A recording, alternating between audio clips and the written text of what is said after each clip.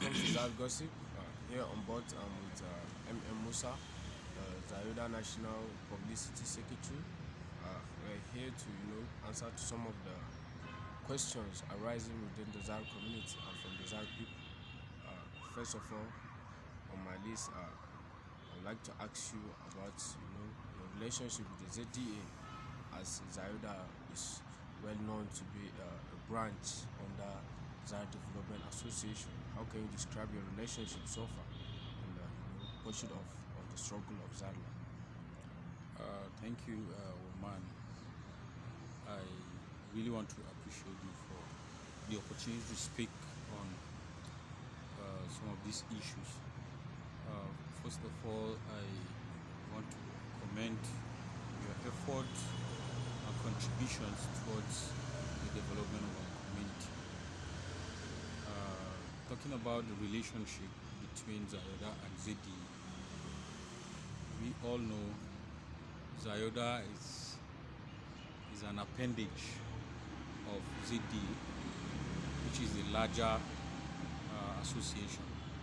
Zayoda definitely is working under Zedi structurally. Functionally, Zayoda is in charge of handling the affairs that has to do with the youth. Zedi is more encompassing. Every member of the society can be a member of Zedi. Zayoda only takes care of youth development and empowerment. Now, talking about whether our relationship has been cordial, I must be sincere with you. When we started, we were moving together, we were somewhat on the same page. We had such sweet relationship, and ZDA, the father as it is, was always carrying us along. We knew all that was going on. We were also part of critical decision making of the community. But along the way, I must say we were sidelined. We were excommunicated on several issues. We didn't even know which direction is the entire community moving. And if as stakeholders we got lost, then imagine the situation or the condition of other people, the followership. So it continued like that. I remember we even raised alarm at some point that, look, the way we are going, it seems a lot of things are being happening and we don't even know. And our members are asking us questions. We don't even have answers to give them. No, so it became so serious that we had to raise an alarm. But nothing was done about that. And that is why we're where we are today. Because there seems to be a very big gap between bodies that are supposed to work hand in hand in order to achieve a common goal. But what can you say have contributed to these differences in recent times about the relationship? Like I said, communication is key. Because all of us are expected to work towards achieving a single goal. We have a blueprint. But in a situation where, yes, we are moving towards a single goal, but we don't communicate, then definitely differences will begin to set in. And before you know, disagreements here and there, and then we seem to lose a sense of direction as to where we're going. So along the way, there was no communication between ZDA and us. We didn't understand what was happening. Of course, we were elected, and we also took oath of office. And we also saw an allegiance to be part of those who will champion this cause of struggle. And our mandate is to handle the aspect of the youth. But it's the same mandate. We're in a situation where you are not informed what is going on by the higher authority, then definitely you should expect divergent view on some issues. So that was actually what brought about this. But did it not look like Zayoda, is trying to poke nose in every single thing the ZD is trying to do like it's looking like Zaida is trying to undermine the supremacy of ZDA, trying to involve itself in every single affairs. Do you not feel like ZDA can do some other things independently without, having to, carry Zaida along? No, definitely, like I said, uh, Zayoda has no right to question whatever ZDA is doing. But like I said, we took an oath of office and we did not swear to dance according to whatever ZDA is telling us. We swore to take into account the welfare of our people, most especially our members. Now, ZDA, be it as a father as it is, if it decided to become a threat to our own people, to our own members, who do you think we should protect first? ZDA itself is not above the people. ZDA is answerable to the people because the people elected them. All of us, the people elected us. So if today the people decided to give you and I an assignment, we are representatives of the people and we're supposed to serve them. That is what leadership is about. And the same people come up and say, look, you are not doing what we asked you to do. Should we now sit back and say no and fight the people because they are telling us this is not what we asked you to do? You don't expect Zaida to support ZDA when we see ZDA doing anything wrong.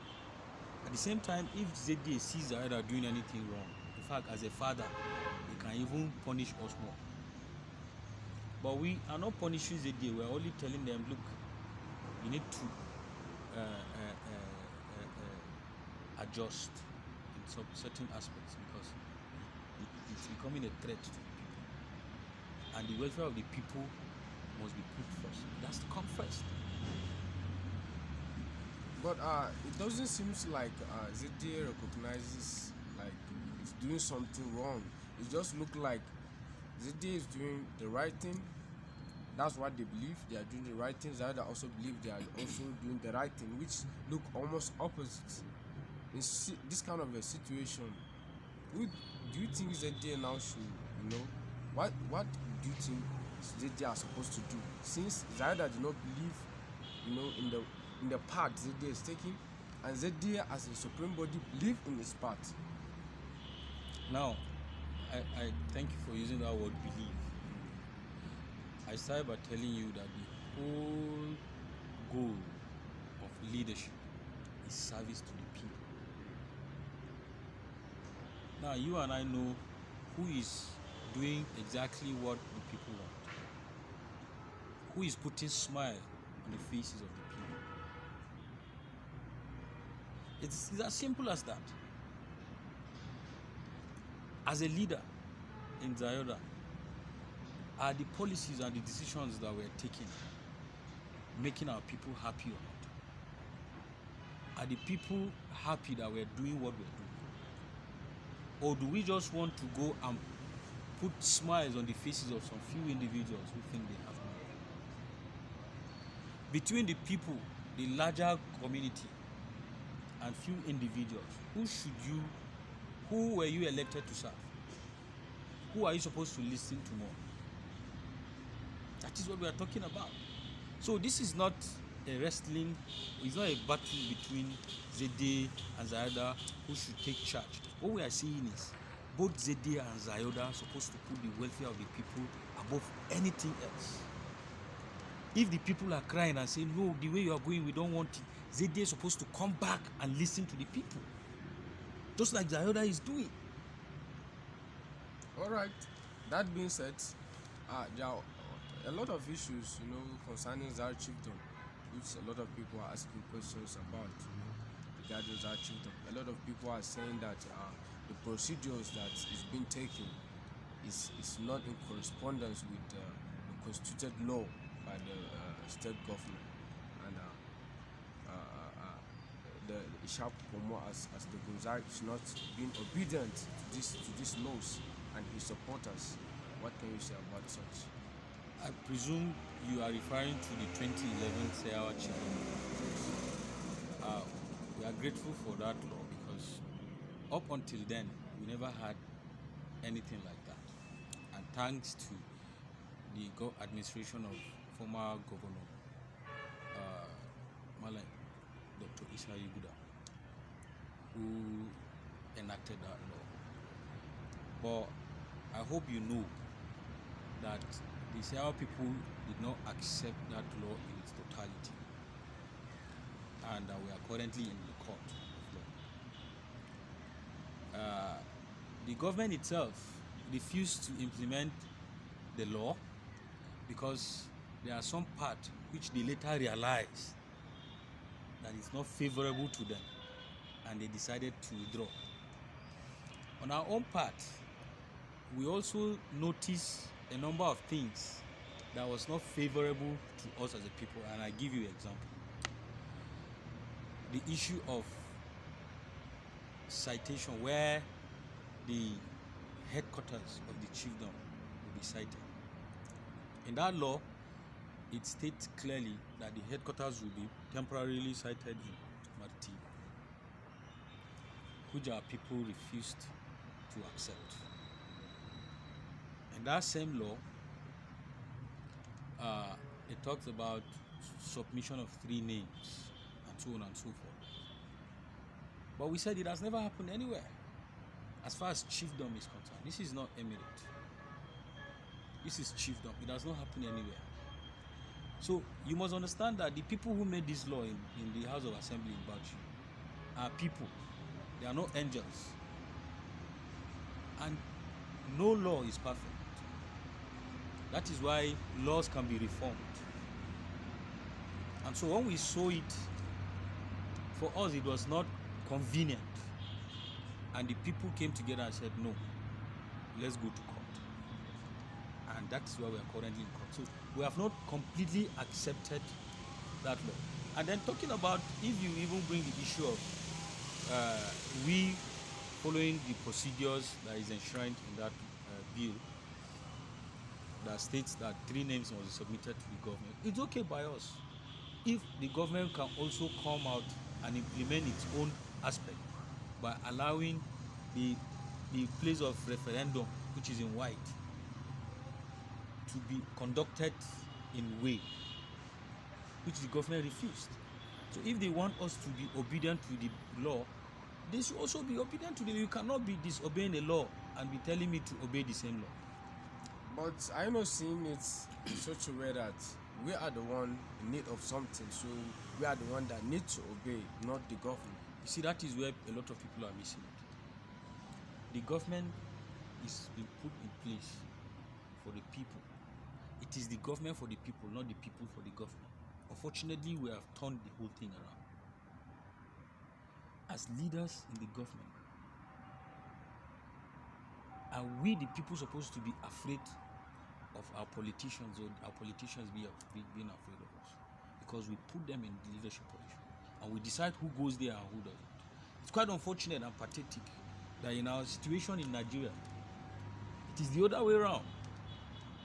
Are we supposed to be afraid of any constituted authority? We are only asked to obey constituted authorities, not to be afraid. So why should you go crying for something that is duly yours? It is your birthright. It is meant for you. If a government is not ready, allow it. We cannot collect something that is half done. It has to be well cooked. If our forefathers, the Gontos, were in a rush, they would have collected it half done. Maybe we wouldn't have been where we are today. But why are we in a hurry, if I must ask? But Comrade Musa, some people are of the opinion that the process or the reaction of our people, is not in line. As people are supposed to lobby, to achieve what they want, but instead they choose to go to court, which is not polite in approach. What do you mean it's not polite? The government brought the court and put them in place. What is wrong if you go to court to seek justice? There's nothing wrong in that.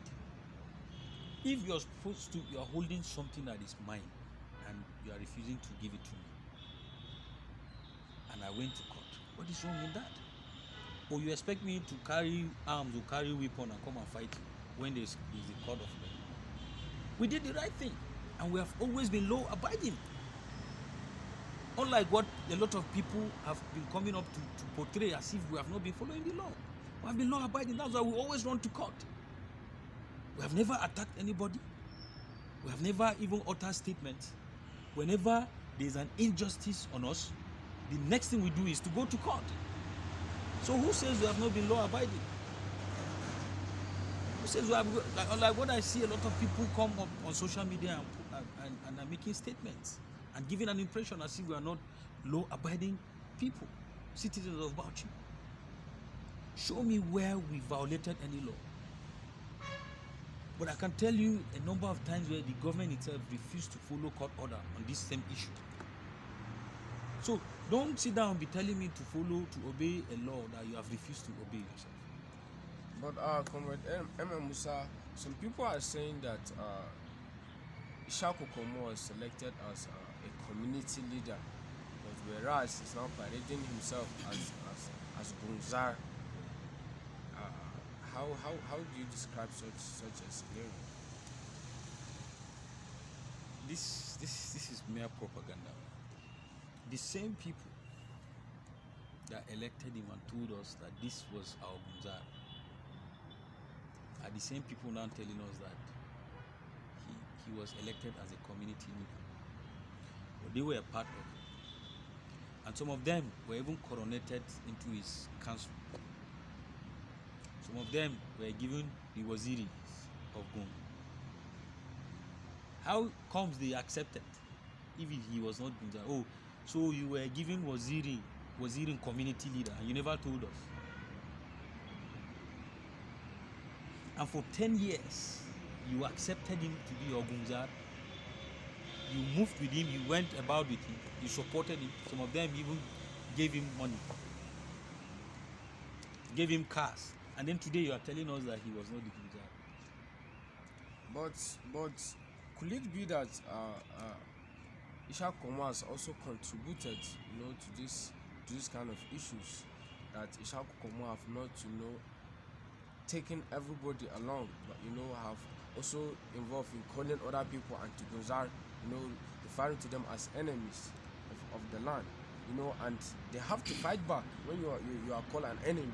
Even when you are a friend, you have to fight back. So could it be that he have also contributed in this kind of differences? Now, first of all, let me correct you. You keep calling him Ishaku Comr. He is Air Commando Ishaku Comr retired. The Gunza select. Now, this man is a complete gentleman. For the fact that you have not seen him come out publicly to attack or harass anybody, I've never, I don't know, and I put it to you, you are the media. Tell me anywhere you have ever heard him refer to anybody as that. Have you ever read any of his statements anywhere? Have you ever heard him, whether orally or in written form, call anybody Yakuza? Have you ever heard him sponsor any attacks or anything? This man is a retired general. Do you think if he wants to attack anybody, it will be easy for him? But have you seen him done anything like that? He's a complete gentleman. He does not even respond to issues like this. He's focused. And his goal, if you ask him any time, is to ensure we achieve this collective dream that was bequeathed us by our forefathers. This man is a complete gentleman. He's a complete replica of Babagonto. No wonder if you look at him, they look alike. But some people are saying him and his fans are not law abiding.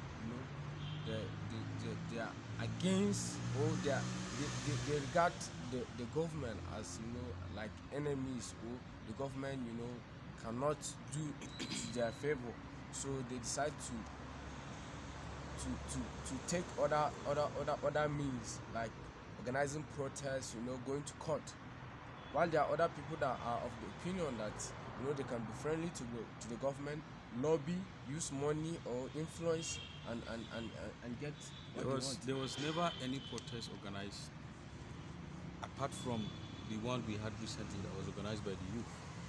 And for your information, that protest was not a protest against the government. It was an awareness. It was a rally. And it was not meant for the government. As a matter of fact, the youth and our community people noticed a lot of abnormalities in the way leadership is run in the community. And they were only cautioning our people who have resorted into backstabbing their own people from behind. That rally was meant for such people. It wasn't meant for the government. We have been very friendly with the government, even past governments. And I'll take you back to the administration of Malam Dr. Isa Yeguda, who had series of meetings with Zaar, even behind closed doors. He had about 6 different times they had meeting with Zaar and his council. When former governor M.A. Abubakar came, he had meeting. The first set of people he met with from Zaarland was Zaar and his council. So who says they have not been friendly with the government? All these are lies, and unfortunately they are lies cooked by our own people. That's the unfortunate thing. People that have resorted into becoming councils, they are now the lawyers for the government. They are now the ones speaking, advocating and speaking on behalf of the government. Some of them have become spokespersons of the government. It's quite unfortunate that the government cannot even speak for itself. That our people have to. All these things are propagandas, and it tells you that there's a big question mark. It is purely selfish interest that is at play. M.M. Musa, the last time Engineer Isuwa Galla, the ZD national president, went and met the governor, he made a statement that the governor said our people need to come back and unite. What can you say about that statement? For me, is one of the smartest statements by the governor. The governor is very, very smart. He outsmarted the people who went in the name of representing all of them. Because he understood, he knew that was not a complete representation of the interests of himself. So he had to send them back by using that statement. He was very, very smart. He knew that this combination of people are not representing the interests of the entire Zaar. So he had to send them back. But what can you say have contributed in the disunity, in achieving this goal? What can you say is the main reason or the cause of disunity? Or where is it coming from? Is it coming from the Zaar, or is it coming from ZDA, or is it coming from Balgam, or is it coming from the people? Like I told you, Zaar has nothing to do with this. There are some few individuals among our people who would not want to go with what the larger community is saying. They just want to promote their own selfish interest and nothing more, nothing less. And so they use money to cause serious division among our people. And these people have no interest bringing about development. I know why I'm saying this, because we are not after physical development. We are after unity. The typical Zaarman interprets development to be unity first, before anything else. You must not destroy the people before you bring physical development to them. We want a united house first of all, before anything should follow. Don't come and deceive us with physical development while you are causing division among our people. So what if, for example, you bring physical development and we are not united, and one day we start fighting ourselves and we destroy all the physical infrastructure that we have? What have you done? So for us, we don't want anything yet. Let us see our elites come back home and use their millions to sponsor programs that will unite our people. Not their selfish programs. The only time you see them bring out huge sum of money to sponsor events is when it has to do with their personal interest. Even when you see them assist individuals, it's because those individuals are are singing their praises. When it was the last time you see them come and bring the people together on projects that is meant to unite them? They are not after our unity. So you are indirectly saying that our elites are the contributing factor to our disunity. Most definitely, because they are not helping matters. They are not. If you can only come and carry your money and give to one group of youths,